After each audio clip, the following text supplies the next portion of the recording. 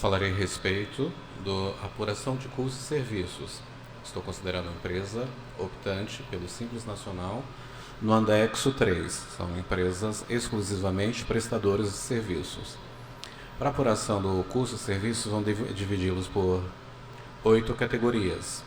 A primeira, despesa fixa, despesa variável, folha de pagamento, impostos, valor do custo direto da hora, preço à vista, cálculo de porcentagem sobre as despesas e o método markup.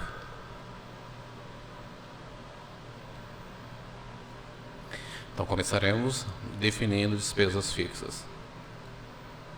Por definição, despesas fixas são aquelas que nós temos conhecimento, ou seja, a nossa necessidade de uma retirada de Prolabore. Eu vou definir um valor aqui de 5.000. Quando eu faço uma retirada Prolabore, eu tenho que pagar 11% para o INSS, já cálculo automático. Vou supor que eu tenho um aluguel de 1.000, que eu gasto de computador mais 500. Aqui todo tipo de contrato, por exemplo, é um plano de saúde, alguma coisa assim que seja valor fixo, eu lanço aqui, será totalizado. Próximo passo, eu vou para as despesas variáveis. Dentro de despesas variáveis, precisamos de combustível para o trabalho. Então, vamos lançar aqui uns R$600. Telefone, eu lanço telefone, internet, celulares mais 300. Uma despesa de alimentação aí, colocar aí mais uns 1.200. São valores que oscilam. Então, é necessário que se preencha aqui todos os custos que for variável dentro da empresa. Então, vamos para a próxima etapa. Folha de pagamento. Importante ressaltar que aqui dentro da folha de pagamento nós só vamos preencher os campos em azuis. Todo campo em azul eu preencho. Então, eu vou considerar, para preencher esse campo, eu preciso do resumo da folha de pagamento, onde consta salário, hora extra. Vou considerar aqui um salário que eu gasto com folha de pagamento, 5.000.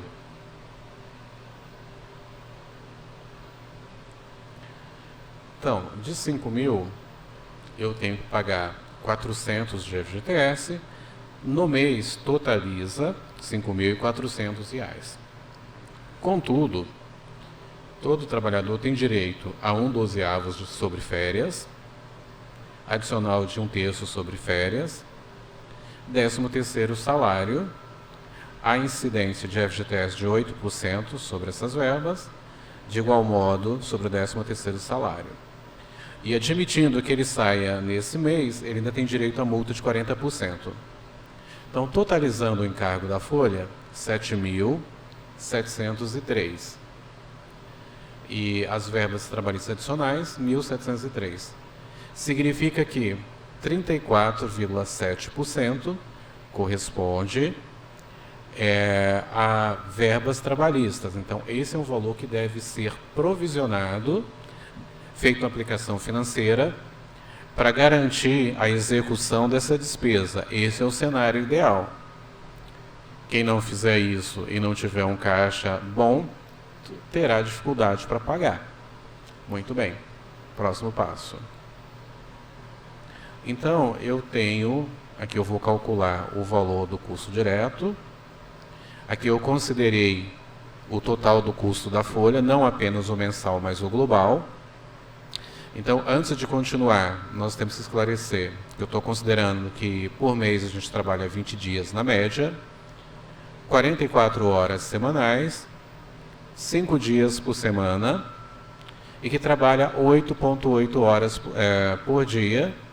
No final do mês dá 176 horas, e o número de horas trabalhadas do ano, 1.936.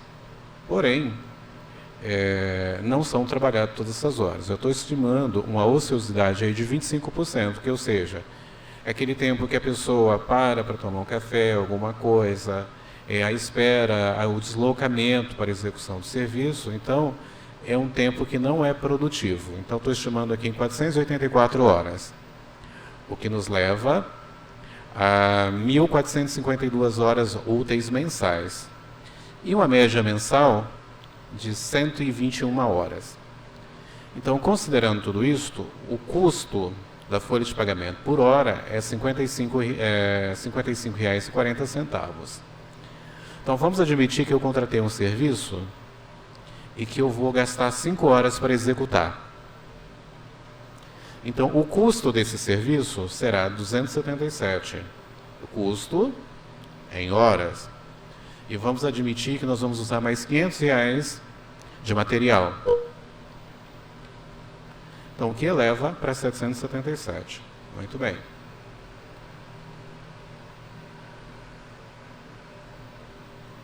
Então, o próximo passo, nós vamos calcular o percentual das despesas sobre horas. O que nós temos? Nós temos um total de despesas de 13.773, despesas fixas. Agora, qual o valor da minha receita para cobrir tudo isso? Então, aqui eu tenho que ter uma receita de pelo menos, o razoável aqui, no mínimo, de 20 mil mensais. Acho que 30 mil mensais. Então, 30 mil mensais. Agora, nós precisamos calcular o valor do imposto. Então, vamos até imposto. Na guia do imposto, o que eu vou considerar? A primeira faixa de recolhimento, só definindo aqui. Isso aqui são as faixas, todos esses valores são divididos por 12, vezes o número de meses. A primeira é 6%, a segunda 12%, 13% até 33%. A partir da segunda faixa, que é 11%, eu tenho uma dedução de 9.360 da baixa.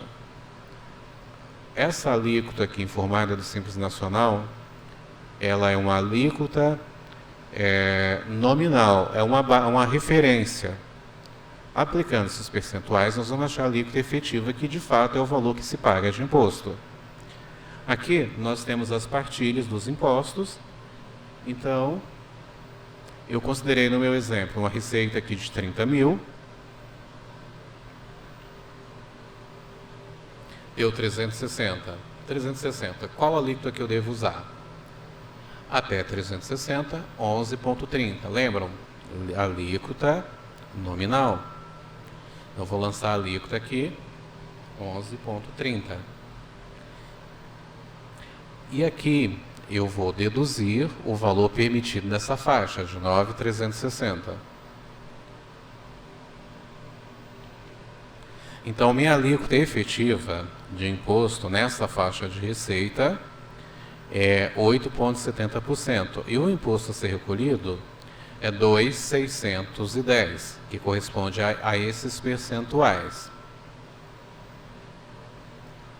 Então, agora nós podemos falar para o cálculo das despesas. E agora já está completo, porque na variável faltava o Simples Nacional, agora eu já tenho o valor. Então, podemos para a próxima etapa. Nós vamos, antes de calcular o preço à vista, nós precisamos calcular o markup. Então, nós temos o percentual da despesa fixa, de 45%, despesa variável de 15,70%, a margem de lucro de 30% e o índice de margem divisor. O que é a margem de lucro desejável? Esse percentual aqui é nós que definimos. Eu achei 30%, depois, se for insuficiente, eu posso alterar. Então, achou o índice divisor do markup de 0,846. Então, vamos analisar qual será o preço do serviço à vista. Considerando, será de 9.189. Mas por que 9.189? Esse 9.189 para que eu não tenha prejuízo. Se eu achar esse valor insuficiente, eu volto no markup. Eu posso, por exemplo, não, 30% é muito. Eu quero 10%. Então, o meu markup diminuirá, o meu valor diminuirá. Agora, eu tenho que analisar se essa receita, se ela é viável ou não. Eu posso fazer uma análise aqui pelo cálculo das despesas e porcentagem. Nesse caso aqui, eu tenho que ver o total das minhas despesas, comparar com a minha receita, para eu analisar se está valendo a pena ou não. Então, o cálculo é dessa forma.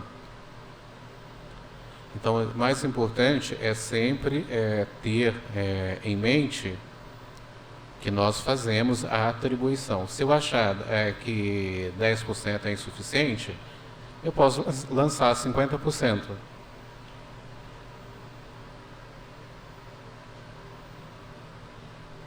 Isso será variável.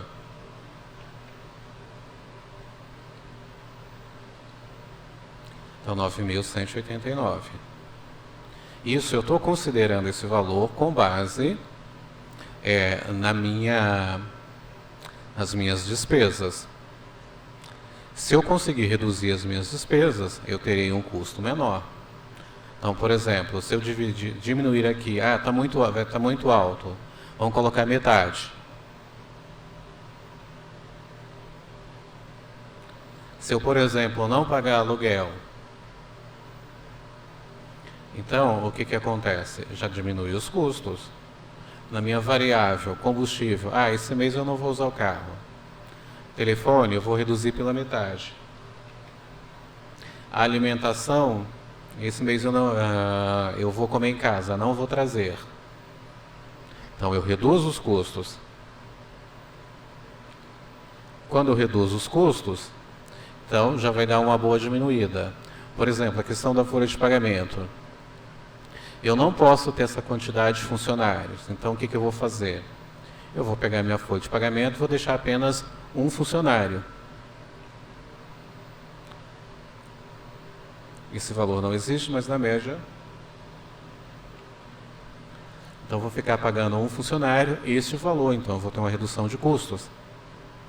Quando eu volto aqui para o cálculo percentual das despesas, o que eu tenho? Eu tenho uma redução significativa.